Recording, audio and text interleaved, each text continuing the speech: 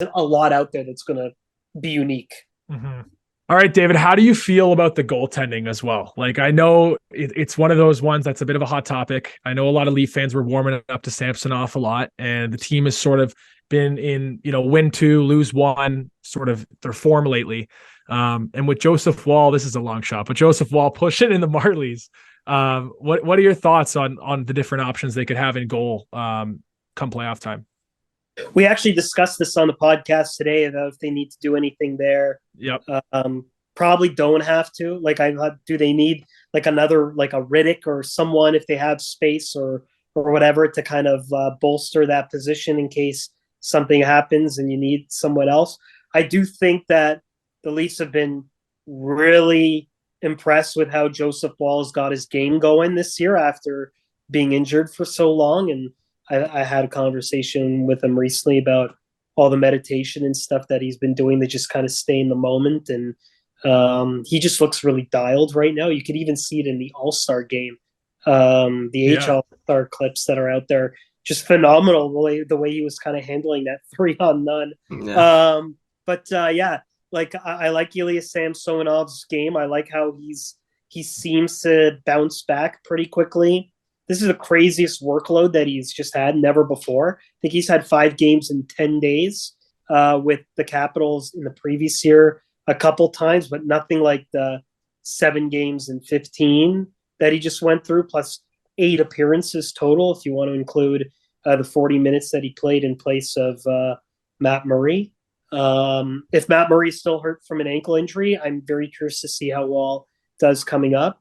But Shalgren's been okay Band-Aid, but certainly not the number 1 option you want to go in terms of the depth. But as a number 4, I think it would work for them. So I don't think they need to do anything right now.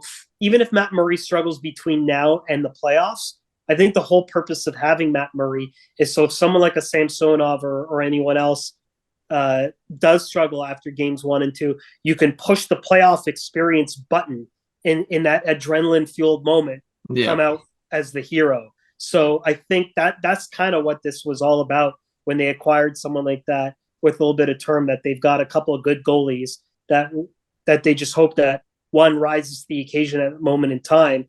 And for the most part, they were either good at the same time, struggling at the same time, or hurt at the same time. But now there's been a separation, which is actually what they wanted, because then they can just allow the other person to just kind of work their way back if the other one struggles. So for now, it's okay, but you do want to see some stability heading into the playoffs in that position for sure.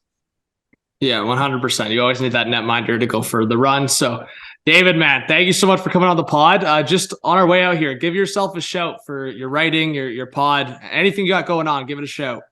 Yeah, check out Inside the Maple Leafs at si.com. Easy enough to Google. You'll find that there.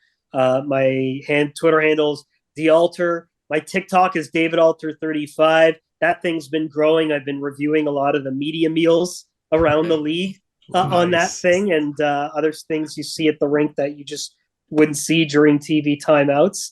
So give that a follow. And the Rink Wide Toronto podcast with myself, Rob Wong, and Paul Hendrick, the only post-game show podcast with a reporter in the building for all 82 games. Let's go. That's nice. A W.